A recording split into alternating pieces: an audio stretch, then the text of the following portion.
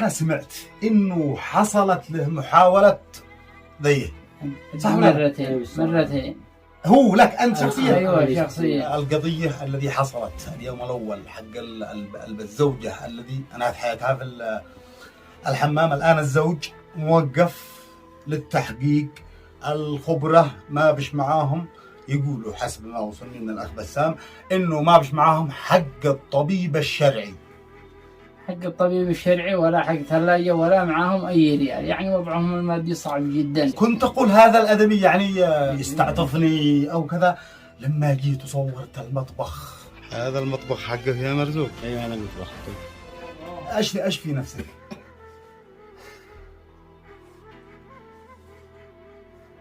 والله يا محمد ان انا اروح الكيس انا الخبز هذه دقيقة ويدور يشتوي على ما يحصلوش. والله ان انا ما تحركت قلبي عليهم وقطني تحركنا عليهم ما اسوي. انا بترقد انت وعيالك؟ ها؟ انا بنرقد انا وعيالي، وانا قررت كنت شفتك في حالتي كيف حالتي، ان انا صارع. هذا فراشك؟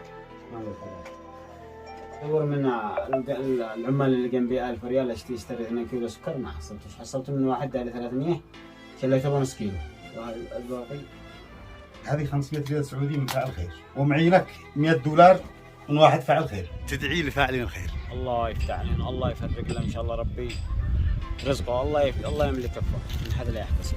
جينا لبيت مرزوق، وهذا الحمام المشؤوم، هذا الحمام المشؤوم الذي شفتوا فيه الذيه.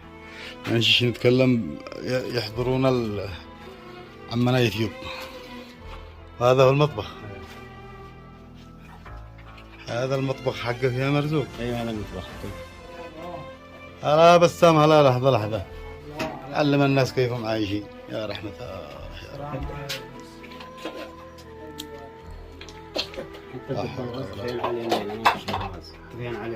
لحظة الحين انت هذا قد الغاز حقك؟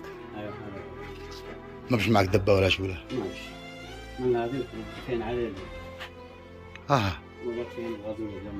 لا انا ما معي ريال عبدي. ما عليك، ابشر بخير ابشر بخير بعزك. الان نفعل لك ان شاء الله. فاعلين الخير موجودين وايام فضيله ان شاء الله ما يقصروا مع ان شاء الله انا معي له مبلغ بديه له. وضع سيء اما انا لا يحسد عليه. الان بندخل نفعل معها المقابله الحين ان شاء الله. اي بعدها يوضح لنا كل شيء، حتى الضوء ما بش. هذه غرفتك، انا بترقد انت وعيالك. ها؟ انا بنرقد انا وعيالي.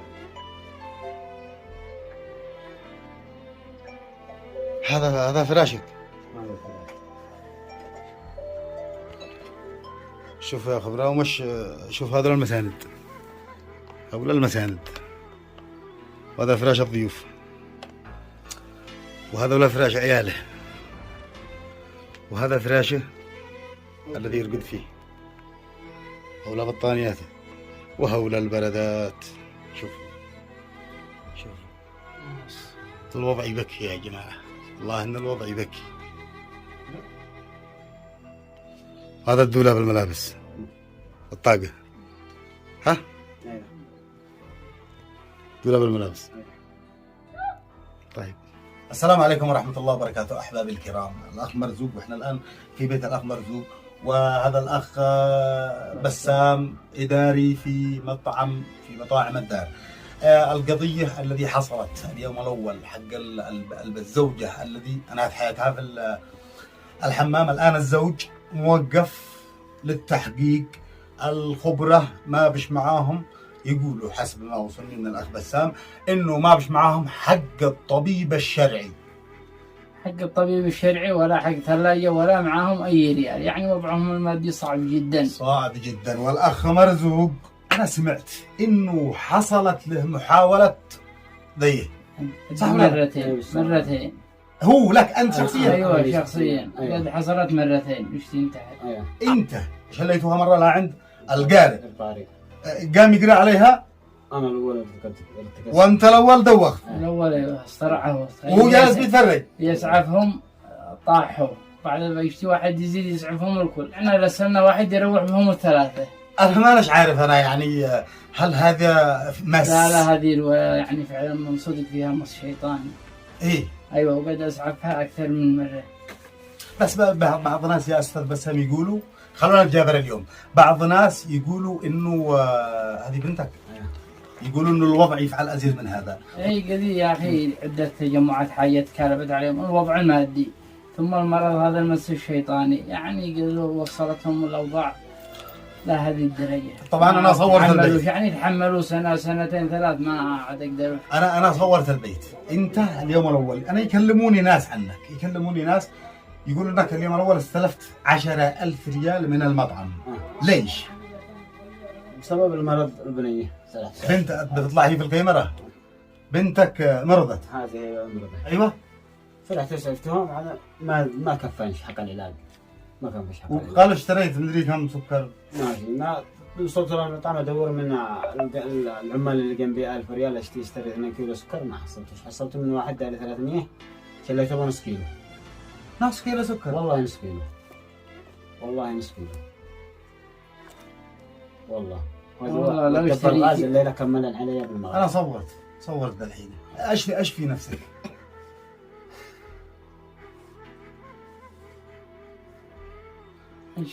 في نفسها الفراش.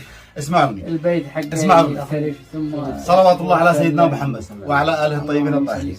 اسمعني يا مرزوق، انا بهمعي لك 500 ريال سعودي. هذه 500 ريال سعودي من فاعل خير واحد، ومعي لك 100 دولار من واحد فاعل خير.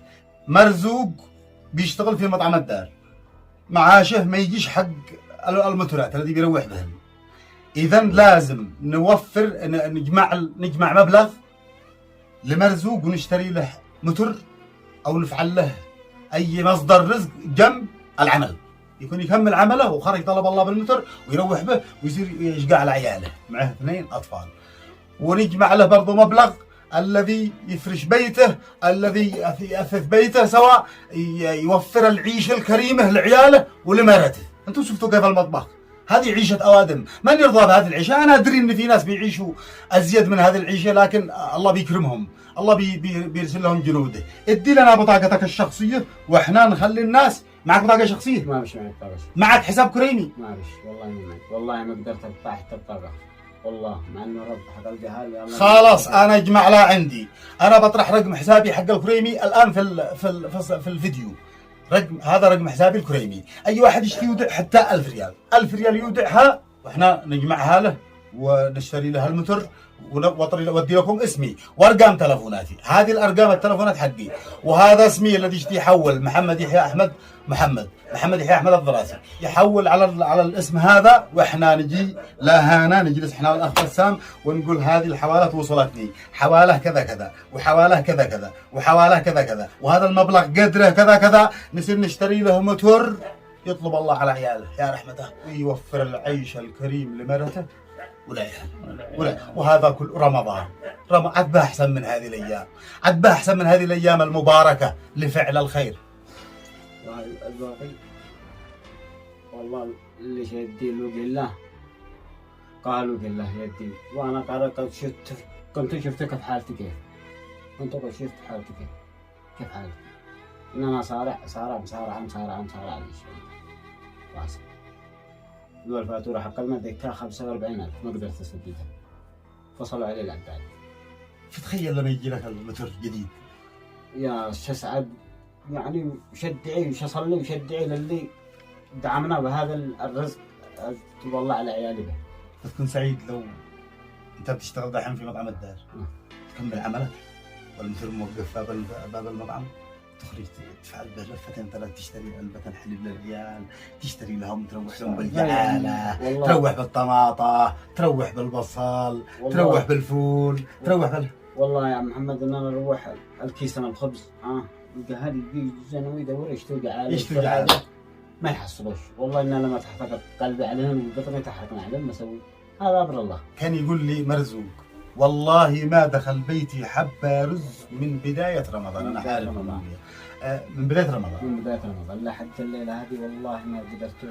كنت اقول هذا الادمي يعني يستعطفني او كذا، لما جيت وصورت المطبخ انصدمت. فعلا شهور تمر علي شهور لا يدخل لا سكر ولا رز ولا الله العظيم حالته، يعني يشتري بالكيلو، لو اشترى قطمة هي كذلك هسع شيخ. شباب اقسم بالله احنا هذا اذا فعلنا له حاجه او منفعه اقسم بالله ان انا ارتاح نفسيا. لي اسبوع وانا اشتي افعل له حاجه، سعى الغصه في قلبي ان انا جيت صورت وما فعلت لهمش حاجه. مرزوق اموره صعبه لابعد حد. انا قلت لكم اموره تحت صفر الصفر، وفي ناس يقولوا ليش تقول هذا الكلام؟ الا اقول هذا الكلام. قلت هم مصفيين في مطعم وبشتري منهم عظام الكلب. صح، تشتيني اكذب؟ اذا انا تكلمت بالكلام هذا هو عايز يستفيد. في ناس يدخلوا يقولوا لي ادي لنا ارقامهم، ادي لنا رقم هذاك، ما بش معاهم لا الاب ولا الاخ، لا ابو البنت ولا اخوها ولا زوجها ولا هذا، ما بش معاهم ارقام تلفونات. يعني انا كان مضطر ان انا اجي اصور معاهم الحلقه علشان لو وقع شيء ندفع حق الطبيب الشرعي يفحص الجثه. انا الاستاذ بسام طبعا الذي قال لازم نصور علشان لا وقع شيء ولا حاجه ندفع لهذا ولك يفحصوا الجثه، يتخرج الرجال محبوس، زوجها محبوس. يعني التكاليف كل يوم تزيد، الثلاجه يوميا مبلغ وقدره، الاجره ما دفعتش، حق النيابه ما دفعتش، التقرير حق معامل الادله ما دفعت. في واحد فاعل خير الله يفتح عليه ويذكره بالخير ادالي 1000 ريال سعودي، قال لي يا اخي ادري كيف توصل للاستاذ؟ قلت له يا اخي ما بش معاهم لا رقم ولا معاهم حاجه. قال هذه 1000 سعودي. قلت له ابشر اوصلها واصور لك. الاخ مرزوق له 500 ريال سعودي، والنصر زوج البنت 500 ريال سعودي. واحد ثاني دخل واصلني برضه نفس الطريقه، معك رقمهم؟ معك ايش من رقمهم؟ والله ما عندي رقم. انزل له عندهم ادوا لنا رقم تلفون. طيب اذا وجد هذا معه رقم تلفون، معك بطاقه؟ لا. يقول ما عنديش بطاقه شخصيه. كلمت الرجال انه ما بش، قال هذه 200 دولار وصلها لهم. قلت وانا ازيد اصور لك، ودينا لهذا معه 100 دولار و500 سعودي، وهذا معه 500 ريال سعودي و100 دولار. هذه في ذمتي. الذي توصلني احنا نطلع نقول يا جماعه الخير وصلنا مبلغ كذا وكذا، مبلغ كذا. عادي في ناس ما يشتوش نذكر اسماءهم، نقول من فاعل خير، لكن المبلغ نذكره علشان يكون عندها العلم انه مبلغه ذكر في الموضوع. الذي يشتي يقول من فلان عادي يطلع هذه المبلغ هذا من فلان بن فلان ادى مبلغ كذا كذا. الذي يشتي يودع في الحساب، واحنا امانه نصير نخرج الذي في الحساب انا والاخ بسام، وجمعنا المبلغ وشلينا للاخ متر ودينا لهذا ما جمعنا لا ايد الاخ بسام، وهو يتصرف لانه هو قايم على القضيه. لا فلت لا هذاك ولا هذاك معنا الرجال دحين محبوس. ما نرجع ونسلم الا بحاجه موثقه واساسيه عشان ما نضحك على فاعلين خير. مش ما نضحك عليهم علشان لا يسيء الظن، لا يسيء الظن او كيف ما قصدوها، بس تكون يعني مطلعين على كل شيء، كم المبلغ ذي استلمنا وين الدفع وين سار بالضبط، وما توفر زياده حاجه للنصر لعيالنا النصر. الباقي بالنصر زوج البنت عاد معاه ولد بنت 9 شهور.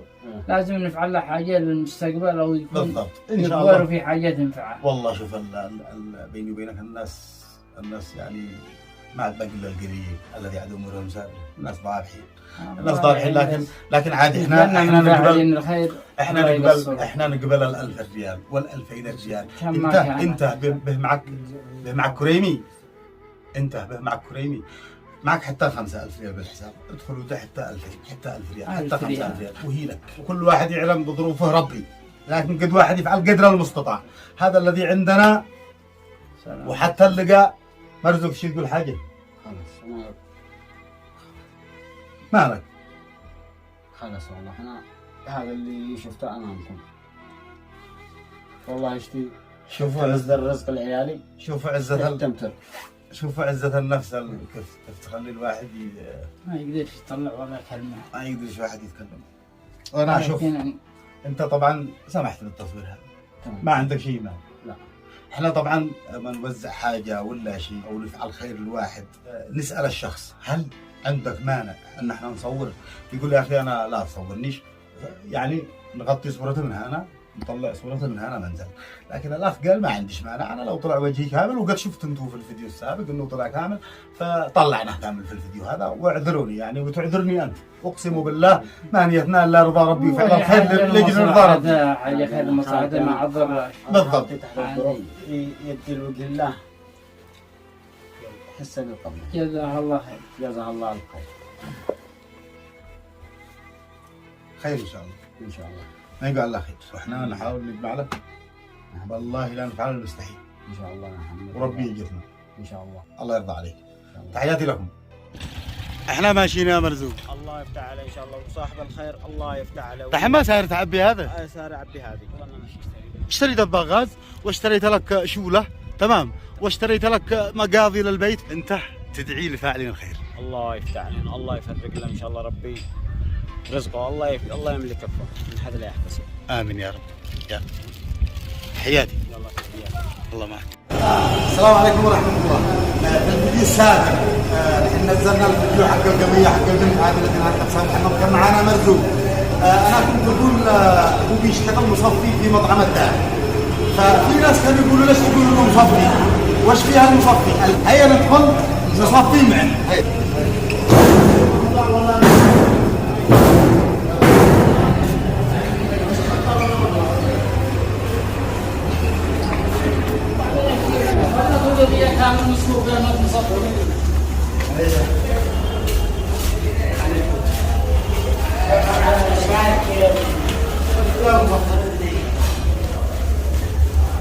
لا نحكم عند ساك. أين الصعود؟ أين الصعود؟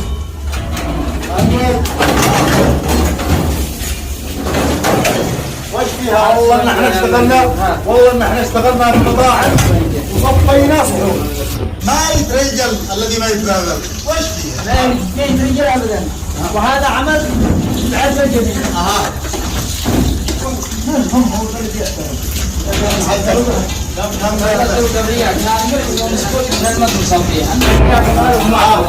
من الشغل الحلال شقاء عندما نطلق. تعال والله المراس اكبر فوق عنان السنه.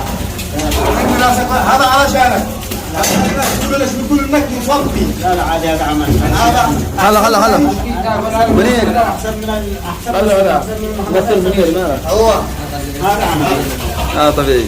اشتغلنا هكذا.